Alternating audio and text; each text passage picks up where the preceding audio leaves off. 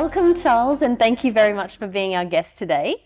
I was really happy to learn about your career and as an organisational coach. And I saw that you have worked in Australia and China through Asia, and now you're here in Mauritius. Could you perhaps tell us a little bit about your journey? Absolutely, with pleasure. So yes, my sort of career began actually in Australia. I studied economics and French at Monash University, and for me, it was always my ambition to go abroad. I wanted to have that exposure. And so I was looking for opportunities to commence my career, not knowing exactly what I wanted to do, but knowing that I wanted to have something that had international exposure, ultimately. So I found my way to L'Oreal and went through their management trainee selection process and managed to get myself into that program, which seemed like a very natural fit because it was a large multinational. It's a Francophone company, so it just sort of naturally met that criteria that I had. And I started working for them in supply chain and operations. And I studied economics.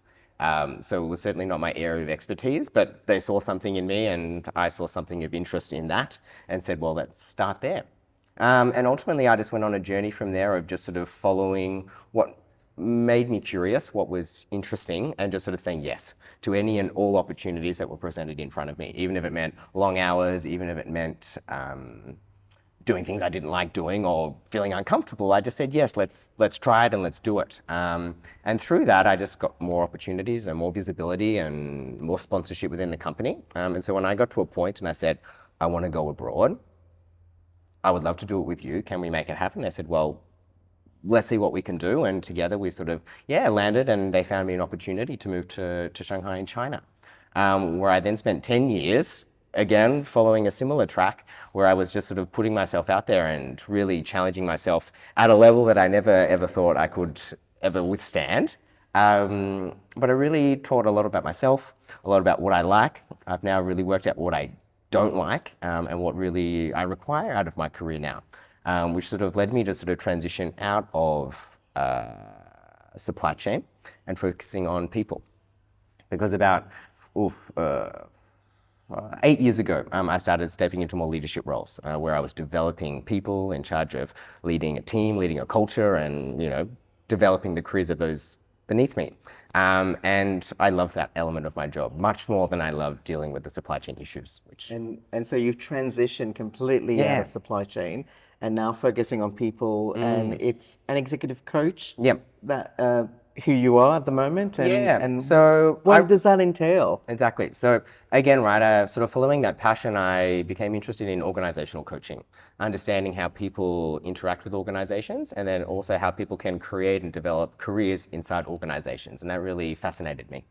And so now I partner with organizations to really help them to retain and develop the talents that they have, to ensure that they're creating the pathways for them inside their organization to find purpose, to find meaning, to be happy at work, and make sure that they're not looking to where the grass might be greener to get that opportunity to challenge themselves, that they're creating diverse pathways for people to grow within their company.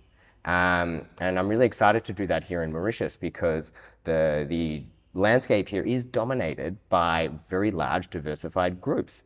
And I think that's a real asset to these organizations, because within one large organization, you can discover a multitude of industries, you can discover a multitude of different skills, which could really keep someone engaged and motivated and learning and challenging themselves from day one of their career to the day they decide to retire. And so that's now what I'm doing here. That's fascinating. Awesome. Culture. This is something I wanted to talk to you about, because you mentioned culture before, and I suppose you've traveled the world, you've lived 10 years in China. You know that different countries have their own cultures. Sure. You have different communities that have their own cultures, the way they live, the way they dress, they cook. But what about corporate culture? I mean, it's not very natural, is it? Is it something that's important? I mean, it's man-made, it's created. Well, I think all culture is created. We have this sort of tendency to think that cultures that we associate with, say, nationality or with country or with religion, right, is somehow naturally evolved, and it certainly has done that. But it's people that drive that change. It's people that drive those customs. They create these cultures for a way to understand, a way to engage, a way to find purpose and meaning in their lives. And I think corporate culture is not so dissimilar. I think it's very much that. But I think what's interesting about corporate culture is that it can exist inside these microcosms. You have less people involved, so it can be more malleable. It can change more quickly. And the life cycle of a company is much shorter than the life cycle of a society. And so you need that culture to evolve and it change with what that company is doing.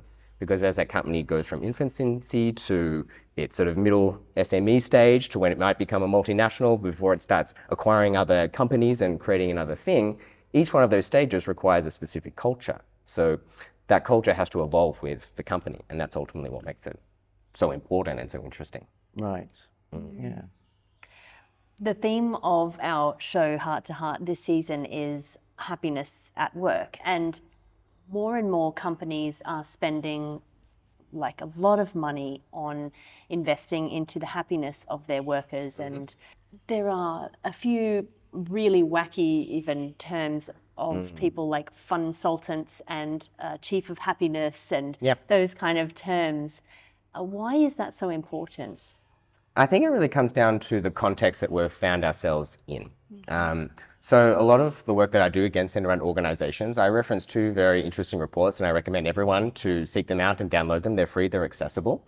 One's from PwC called the Hopes and Fears study. It's a global report which captures the mood and sentiment of workers today. And Accenture has another report which is called The Future of Work, essentially doing the same thing, trying to capture the sentiment of what workers want and give organizations recommendations on how they can adapt to that. And what's really come across all of those is that the current world that we're living in right now is sort of determined and defined by permacrisis. That was the 2022 word of the year for the Collins Dictionary, which really just sort of emulates the fact that, yes, we've just experienced COVID, but laid upon COVID, there are global conflicts in terms of what's happening in Russia and the Ukraine, which is impacting all of us in terms of supply chain and, you know, our sense of stability and safety. We've got a climate crisis that is surrounding us. We've got endless crises that seem to be always surrounding us. And that's really impacting the way that people are digesting and reacting. And in the workplace, you're seeing that that's really having an impact of what people are looking for now. And, you know, this sort of permacrisis has enabled people to become more comfortable with uncertainty, become more open to change. And with that, they're saying, well, if I'm more open to that change, maybe I can go find another company that is more fitting to my purpose and my needs at the moment. And what both of these reports are telling us that what workers are looking for right now are ultimately two things. One, flexibility, and two, purpose. I want to have a sense of meaning to the work that I do every day, and I want to have a feeling that I am contributing to something bigger than myself and trying to take action on some of these crises that are surrounding us. And then on the other side, they're reassessing their values. Family is important to me, community is important to me, and if I spend all my time at work, I'm not going to be able to do that. So I want flexibility in the way that I work so that I can meet my needs to the company, fulfill that purpose there, but also address the things that I love in my life, spending time with my kids, being able to go to the school play, being able to participate in sport and do all of those things. And that's ultimately where people are going. And the challenge that companies are facing now, and which is why you have these unusual and weird ways that people are trying to engage on this, is because their cultures are not ready to facilitate flexibility and really help people establish that purpose. And so you're seeing that this trend is really to try and find a solution to that. And it comes back to culture. Does your culture of your organization allow for flexibility? Do you have a culture of trust? Do you have a culture of empowerment? Do you have a culture of good online meeting efficiency that enables us to work from different places at different times and still get the job done? So a lot of those things are really trying to answer that. So Charles, that's very interesting. But you know, having chief happiness officers in your organizations, it's almost like, you know, you need someone to engineer, to create that happiness for your organization. And I'm talking about Google, for example, has a chief happiness officer because it's so important to the organization. Is that just a gimmick though?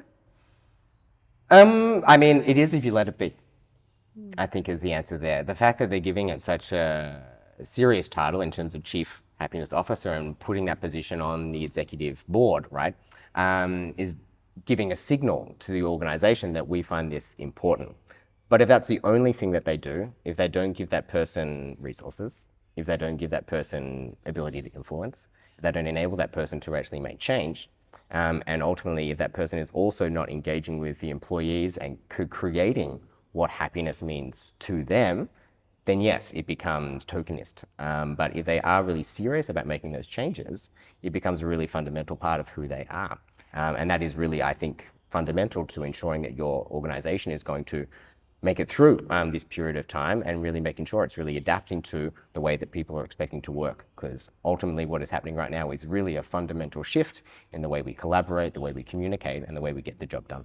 And what does happiness actually give to an organization? Does it bring productivity, cooperation? Is it maybe addressing mental health? It's all of the above. But ultimately, defining what happiness at work is often gets confused with what is happiness outside of work. And often we associate happiness with feelings of enjoyment, having fun, no stress, everything's cool, right? But in work, we're actually there to achieve something, to do something, and people look to work to find a sense of achievement. And so for people to feel happy at work, they have to have that sense of achievement. So it's really about understanding what it is that they're wanting to achieve, what is it that the organization needs them to achieve, where do you find that middle ground, and then enable them to do that. And so a lot of what the chief happiness officer might be doing isn't just organizing yoga, it's really looking at the fundamental systemic problems that are in the organization and saying what are the tools that we need to make sure that these people can get their job done. Because yes, you can have yoga, yes, you can have a good time, but unless people can actually do the job they've been asked to do and been paid to do, they're going to be very frustrated.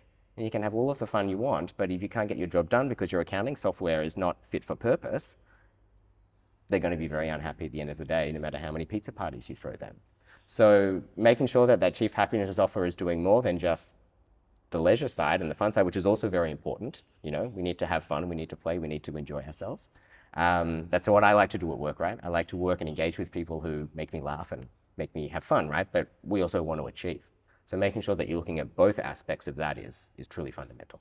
Okay, so I understand both aspects, and can we just dive it a bit more in terms of the second aspect, which is the enjoyment side, bringing people together, lots of those corporate team building events, people do that, corporates do that.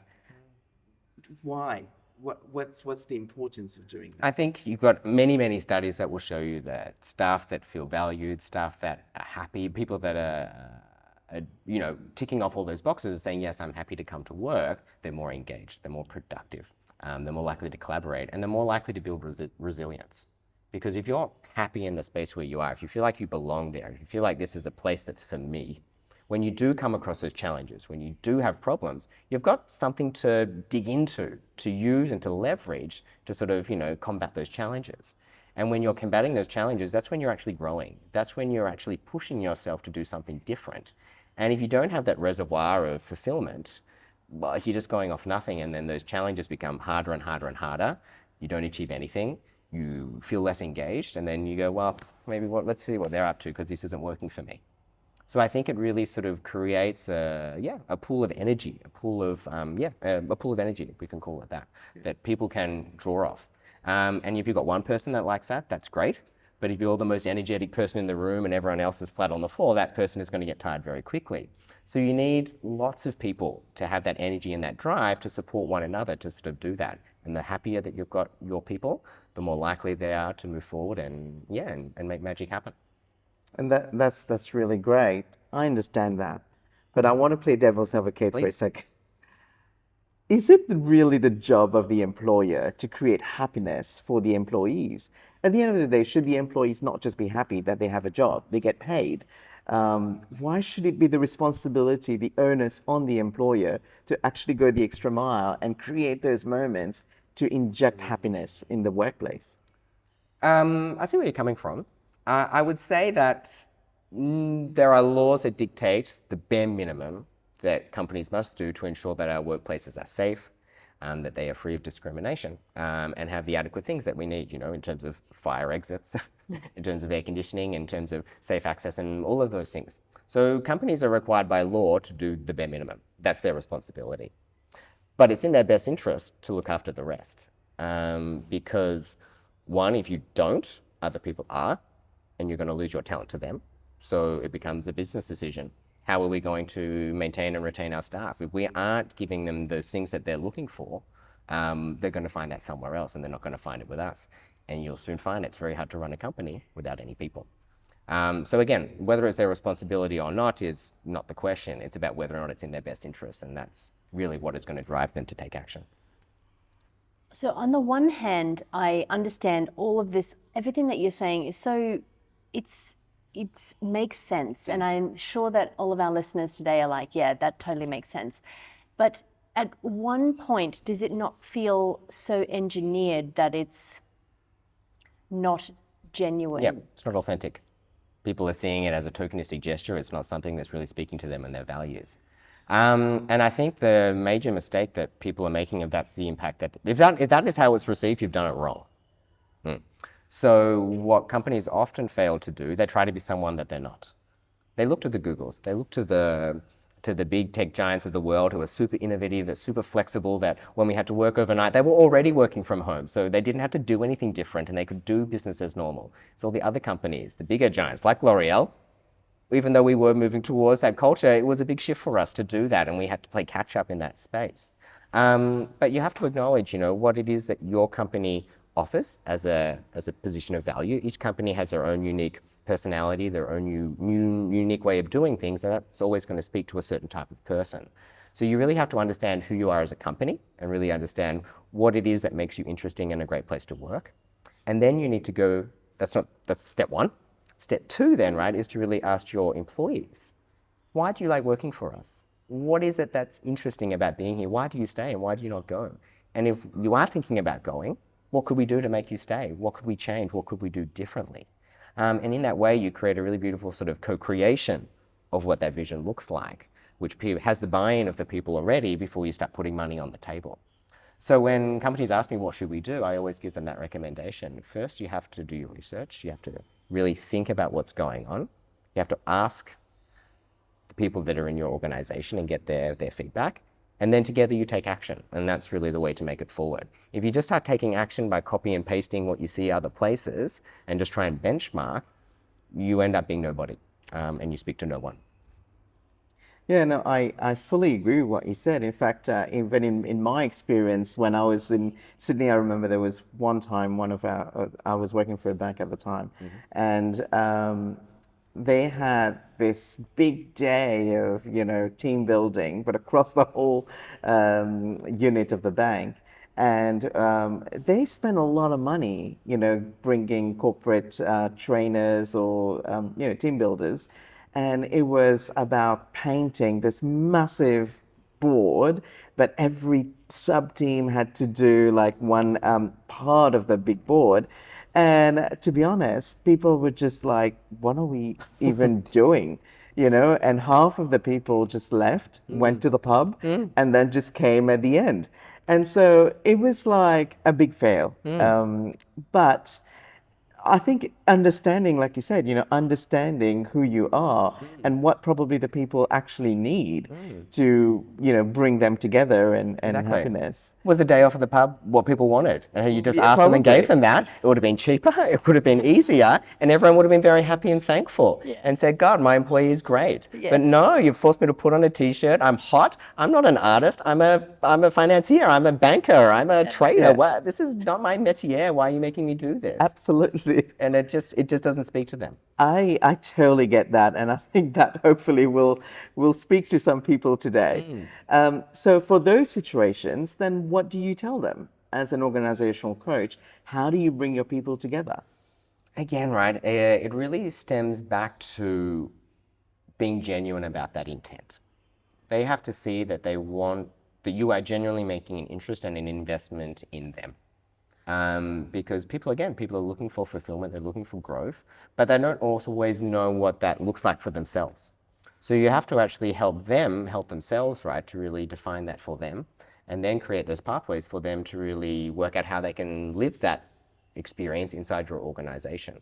And the outcomes are always going to be different. Some are going to be structural. Some are, we need better equipment, we need better infrastructure, we need more laptops, I need a mobile phone. We need a new system to be able to talk and to communicate. But then other things are different, we need better HR policies that are going to enable me to move from this business unit to that business unit. I need to know how I can make that jump because, like I said, my journey inside L'Oreal, I was an ops supply chain guy, but my passion were people. Which is great in ops because you're always managing big people with diverse personalities. But all of the supply chain stuff just wasn't feeding me anymore. And I said, I just want to do people. And it was a really long journey for me to get that buy-in from my manager to say, yeah, I think your next role is not going to be heading up X, Y, Z. It's actually going to be supporting the team here to really create pathways for our people. And that required me to do extra projects alongside what I was doing, head up the cultural transformation for our department to show that I was involved, to show that I was committed, and to start building that level of credibility that I could go to that next step. And that was all driven by me trying to work with the people around me. And that sort of, comes down to a point of internal mobility. So you really have to invest as well in the mindset of individuals and people to say that people can grow, people want to go in different directions. Career paths are no longer linear. They are no longer, attendant, supervisor, assistant manager, CEO.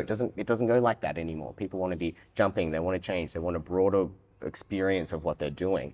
And you need to be able to move with them and create them for that. So that's why you also see that coaching is really becoming a very new way, but a very powerful way for people to try and shift and change their culture. Because it plugs the coach directly into that individual. It creates a space for them to let out their fears, let out the things that they don't dare say to their manager, to their partner, to their HR, and helps them work out what it is that they want and then communicate that back to the company. And this is sort of where you're sort of seeing this dialogue is really rich, it's really meaningful.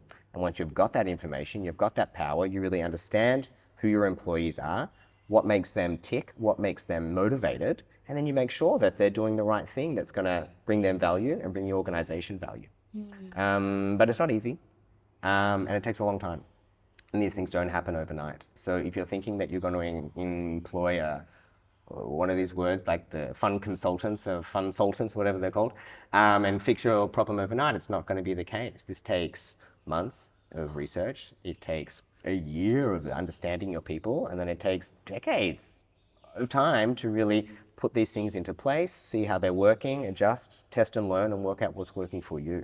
So to companies that want a quick fix, it doesn't exist. What you need to be doing is really putting yourself into a mindset that our culture is always going to evolve, it's always going to grow, and we need to build some structures and feedback patterns and loops in place that enable us to keep in touch with what's going on. And when we do get these signals that there's a big problem and like 20% of your employees resigning is a signal that things are not working, you can then step in and say, all right, how do we fix this and how do we move forward? And know that it's going to be a continual evolution. It's never going to be perfect, but if you don't start taking action, if you don't try, you won't be here in the years to come. What are your thoughts on, in social media and across the board, I've seen a lot of, I guess they're called memes or different things where the collective they say that you should try and get a job where you don't even feel like it's a job because you're passionate, find your passion and then you'll never work a day in your life or whatever. I think though that in society we are always going to need people to work in jobs that are not necessarily fun, and maybe it's not who's going to find passion in cleaning a toilet. Maybe we do have people that are really passionate about cleaning and that's awesome, but for the most part maybe someone is a bus driver and they don't feel that passion, or maybe someone is in accounting and another spreadsheet, or there's going to be ho-hum parts of the job. What are your... How do we help them? Should they just quit? Yeah. Look, before you quit, I always would recommend people that are struggling, because as a career coach, right, a lot of people come to me with those problems. How do I change this? How do I do this? What am I doing? And I always have to say that the first thing you have to do when you're facing a challenge is to understand first, how am I responding to that challenge? Am I responding to it in the right way? If you look at it and say, oh, this sucks, this is awful, this is terrible, well, you're going to sit there and wallow in your own misery. But if you shift your mindset and you look at this challenge in front of you and say, how can I learn from this? What am I getting from this? How am I contributing to the broader picture of the organization or the broader picture of myself by doing these tasks? And so a bus driver that is fed up with being a bus driver, it's an integral part of our society. Without bus drivers, people can't go to work, people can't go to school, people can't get their food, people don't do anything. Without bus drivers, we're no one. So that's an immense sense of pride that someone can take in doing that job. So it's about sort of seeing what is the value that that brings you. And so you always have to say, test out your resilience and really see where you can learn. Once you've gone through that journey and you've taken the lessons that you can, it means that you've stopped learning. So then you have to decide, where am I going to go next? So it's where you have to really look inward and say, what is it that am I passionate about? What is it that drives me? And people get very fearful about what's my passion, because that's a big question, right? What am I passionate about? And oftentimes what you're passionate about may not pay. Yes. So would you say it could be helpful for those people to maybe find a side? If that works for you, it can be. I tend to encourage people, again, not to get hung up on what is your passion, but what makes you curious. And this is a really nice place to start, because if you aren't yet ready to declare to the world what's your passion, right? Me, developing people is my passion. It took me many years to get there, and I'm willing to say it out now on camera to everyone here, right? But, you know, I wasn't saying that 8 years ago when I was starting to manage people. I was getting an inkling of this, and I went, oh, what's all this about? You know, this is interesting. And I sort of followed that interest, and I took on projects that fed that interest. And it enabled me to test the water, and it enabled me to maintain my stability with my job that wasn't necessarily fulfilling me, but it enabled me that stability and that opportunity to have the stuff going on autopilot, where I could try out these new things. And bit by bit, I started to follow that. And that's how I discovered what it is that I really wanted to be doing, until I had the courage to be like, all right, let's do it. Let's make this my full-time gig. So I think, yeah, what is your passion is a really big question. And you're not going to find it by scrolling memes, by doing an internet test, or doing any of those things. They help, but that's just part of the journey.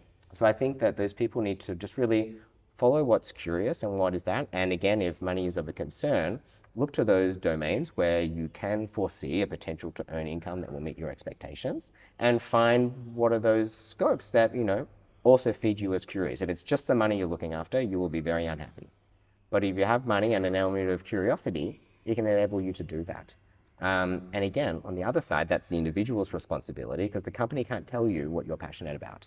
They can't tell you, and your parents can't tell you, your partner can't tell you. You just have to know it yourself. And we know it by discussing it with people and exploring our minds, but ultimately only you stand to benefit the most from that decision. So, and that knowledge. So you really have to go down that journey yourself. On the corporate side, we need to be creating these environments where people are able to do that. We need them to come to work and do their job, but if they do have an interest in HR, they do have an interest in communication, they are kind of curious about what is the P&L spreadsheet, even if I am the marketing executive, right? I want to know what that means. Create those opportunities for them to get exposed, and if all of a sudden that starts to become more than just curious, it becomes a genuine interest. Give them that opportunity to do that, and don't just block them in that pigeonhole and say, well, you're the marketing executive and that's all you're ever going to be. Create those opportunities for people to grow, and the company will benefit, people are happier, you've got a broader pool of people to grow and develop, and they're already inside your organization. You don't have to go through the effort of recruiting and the expense of bringing in talent from outside, which come at a higher price, you know, which puts a pressure on the business, which stops all the other things that you're trying to do. So I think it's in itself, it creates an environment where organizations can thrive, and also people have the opportunity to find out who they really are. Yeah. Am I wrong to think that there is an element of, you know, having to just get the job done in any job that we do? So not everything is 100% happy all the time. Yep. So there, you know, and the grass is not always green on the other side. Yeah. So for example, if I'm a teacher, and we work with a lot of teachers, and a lot of people would say, why I've chosen teaching is because I love children, and I love to impart knowledge and everything in them. The thing I hate about that teaching role is to do report cards and having to spend maybe a whole weekend on it, and I hate that time. Yeah. But it's not because of that I will just give up a career, you know, in teaching. Yep. So you kind of, there are parts, I think, Take in the every good job Yeah, you kind of just need to put your head down and just get the work done, Yeah. because then there's probably 75% or 80% of the rest of the job that's really what I'm passionate about. Yeah. Look, if all jobs were super fun, we'd do them for free. So, and jobs are contractual. I feel like people sometimes get a bit uncomfortable. We like to talk about our passion and our drive and our sense of achievement. And, I'm working for the company to make the world a better place. But also, let's just put it on the table. It's a contractual relationship that you have with an organization. They are paying you to do something, and you are agreeing to do that. So you have to also just keep that as keep your feet on the ground and understand that that is how this works, right? And you get something by giving part of yourself to them, and they give you something in return. And what makes that next level, which makes an environment and a culture where people really want to come, it's not just that functional exchange of I pay you to do a crappy task and I give you the money. It's about that, okay, I do that and I do that, but on top of that, I'm going to give you more of my energy to try and drive something interesting here. And you're like, well, I'm going to, give you an opportunity to do something that interests you there. And oh my God, I believe in you, so I'm going to send you on a training course and you can help us do this. And it becomes that sort of, virtuous cycle where the more you give, the more you get. And it's a two-way street. So I think that, when it comes to those really mundane elements of our jobs, we all have them. And that comes back to what I mentioned previously. When you are looking at those jobs, work out what it's teaching you. And if it's really painful, if it's really not working, work out another way to do it. Find another thing. And if it is so critical that this is taking up all your time, let your organization know that this needs a proper system in place, a different way to do this that's going to free up my time so I can do what I really do for you, which really makes a difference, which is teaching these amazing kids. And how empowered that person would be if your organization said, all right, here it is, make it happen. And that creates a nice story and a nice end to that. What started off with, frustrated about doing a mundane task can actually create a conversation that triggers, some really positive outcomes. That's a really good way of looking at it. Have you, in your experience, seen some typical barriers to happiness at work? Would you share any anecdotes that you've Yes. come across? I think in terms of what people are looking for and what's really important is a sense of belonging. So I think there is a real request, right, that organizations have a broader perspective of who belongs inside their organization and making sure that people that identify across a broad spectrum of identities are welcome. And so predominantly the problem has been, right, that, organizations and large organizations with a lot of influence have been dominated by males, dominated by heterosexual males, and dominated by white heterosexual males, right? And so that has also created a culture where only that profile of person is really belonging inside these organizations, and the rest of us just have to try and fit in. So I think that's also what people are asking for, is that people want to see organizations where women have more opportunities and equal access to opportunities. And that, the organization is sort of trying to correct some of the systemic injustices that surround women in the workplace in terms of gender biases. People assume that women are not good leaders, which is proven to be false. That, they do have an unfair distribution of domestic duties, and that organizations are reflecting that, and you see some great examples already in Mauritius of companies which are offering more parental leave to the male partner to enable them to participate more actively in home duties, giving women an opportunity to maintain their career positioning and to make sure that that door doesn't close for them, or when they do decide to come back that, they have to start from scratch again. It's really these small things that they can do. And it just doesn't stop at women, right? It really just stops at anyone that doesn't identify with the norm. It comes to sexual orientation, it comes to gender identity. And those things can be very challenging for certain people. And often it comes from a fear of not knowing and not understanding and being threatened that, how I view and understand the world might be challenged. So I think, organizations play a really powerful role in our world to really, they connect with a lot of people, they have a direct access to people, and they have control over the culture that they create in their environments. So they have a lot of power there to really help those people and do that. So it's something that you said before about, for example, gender bias.